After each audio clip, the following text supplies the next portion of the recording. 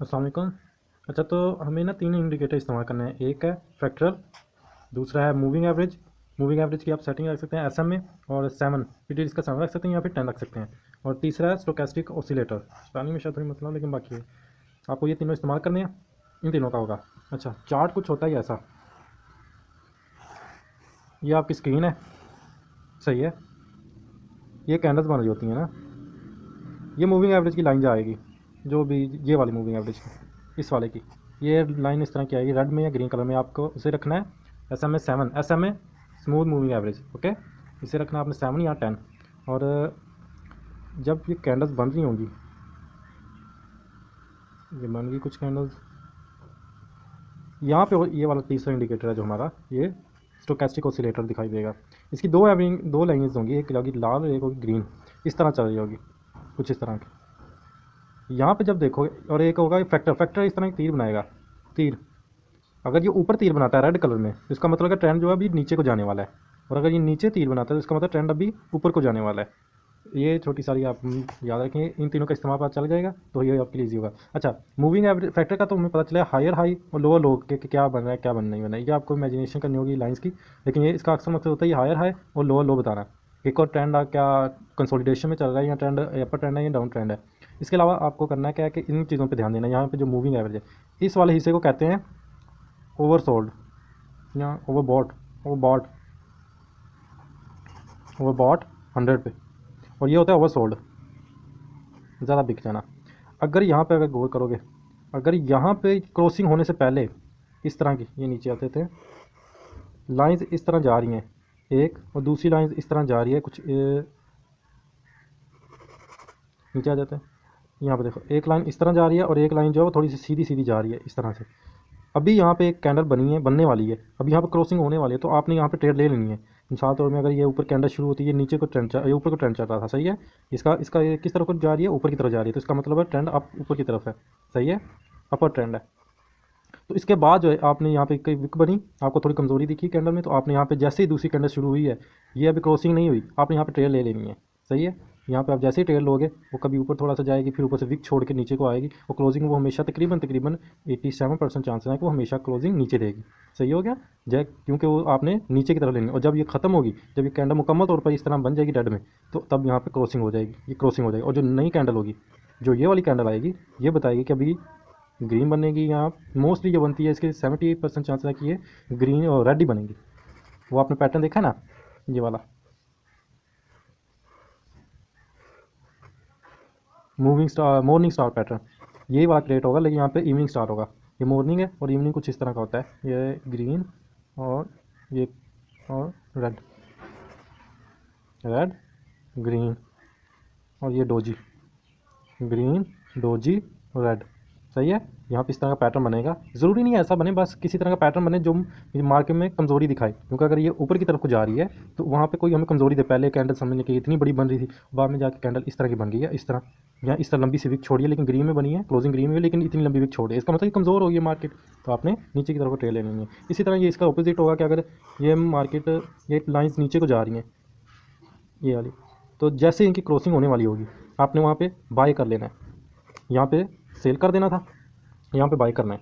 जैसे आप बाय करोगे, तो जब इनकी वो नीचे को ट्रेंड आ रहा है, नेट ट्रेंड नीचे को आ रहा है, जैसे ही आपने यहाँ पे ली, प्लेस की अपने ट्रेड, तो जब वो कैंडल मुकम्मल होगी तो ऊपर की तरफ होगी। और ये आपको कैसे बताएगा, अगर तो यहाँ पे एक ये हो गया कि अपने को पहली कंफर्मेशन कहाँ से मिलेगी, ये क्रॉसिंग से, ये फर्स्ट कंफर्मेशन। दूसरी कंफर्मेशन होगी कि जो कैंडल है, अगर तो ऊपर से नीचे की तरफ को ट्रेंड आ रहा है, तो आपने गौर करने की जो मूविंग एवरेज है, आपने 7 पीरियड रखा है, यहाँ पे 10 रखा है, तो वो अगर तो ये नीचे को आ रही है और आपने ऊपर की तरफ को ट्रेड लेनी है, ट्रेंड ऊपर से नीचे की तरफ आ रहा है, ज़्यादा कन्फ्यूजन हो गया शायद। मान लें कि ट्रेंड ऊपर से नीचे की तरफ आ रहा है ना, सही है। और आप चाहते हैं कि आपको यहाँ पे पॉइंट मिला, ये क्रॉसिंग हो रही है, मान लें ये क्रॉसिंग है, इसकी चार्ट के ऊपर ये क्रॉसिंग होने वाली है, आपने यहाँ पे क्रॉसिंग होने से पहले ट्रेड बाय कर लिया, सही है, ऊपर की तरफ से चले गए आप, ऊपर को ट्रेड लिया आपने ग्रीन वाली, तो जहाँ पे जब ये इस तरह की होगी तो ये क्रॉसिंग मुकम्मल हो जाएगी। यहाँ पे ये इतनी सी से क्रॉसिंग मुकम्मल होगी, आप जीत जाएंगे ट्रेड। लेकिन यहाँ पे आपको पता कैसे चलेगा, ये इस तरह की ना मूविंग एवरेज चल रही होगी, ये 7 पीरियड वाली या 10 पीरियड वाली, 10 पीरियड वाली थोड़ी सी दूर होगी, 7 वाली थोड़ी सी पास होगी।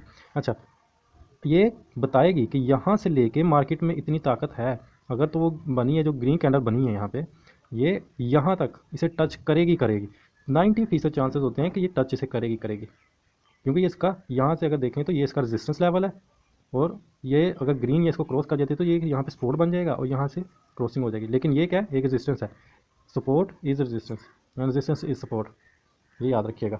अगर ग्रीन का जो रेजिस्टेंस है, जो रेजिस्टेंस लेवल है ग्रीन कैंडल का, ये ऊपर हमेशा रेजिस्टेंस ग्रीन का होता है, तो वो रेड कैंडल का सपोर्ट लेवल होगा, वो रेड कैंडल का क्या होगा, सपोर्ट।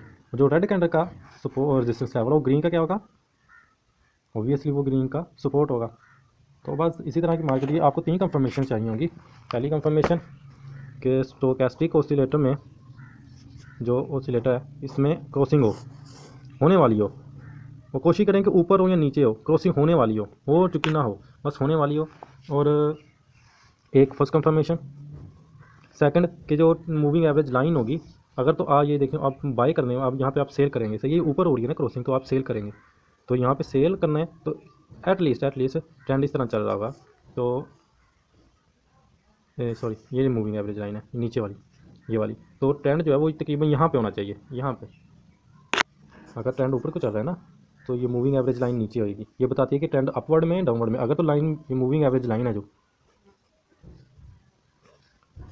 SMA वाली, अगर तो ये नीचे है और ऊपर कैंडल्स बन रही हैं तो इसका मतलब ये अप ट्रेंड है।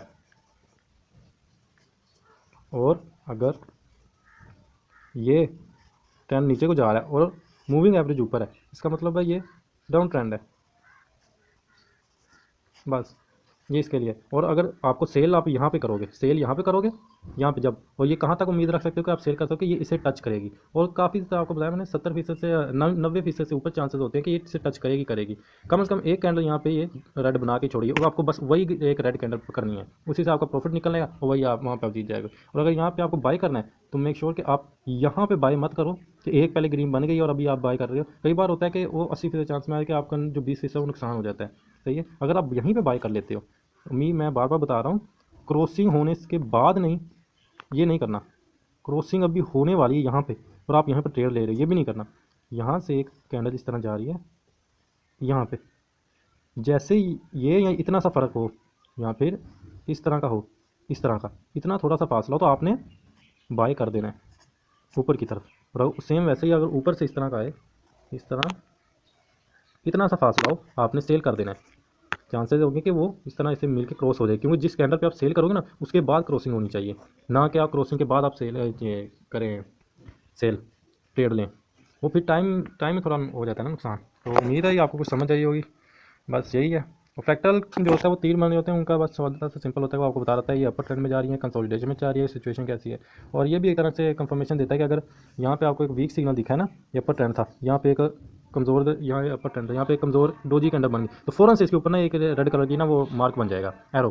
तो जैसे मार्क बना, आपने नीचे की तरफ को ट्रेड ले लेनी है अगली तरफ से, सही है। काफ़ी ज़्यादा चांसेस होते हैं कि आप जीत जाएंगे वो ट्रेड, लेकिन मुकम्मल नहीं।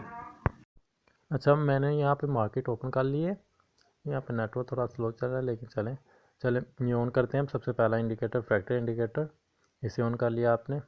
फैक्ट्री इंडिकेटर ऑन करने के बाद अभी हम दूसरा इंडिकेटर ऑन करते हैं, मूविंग एवरेज, सही है।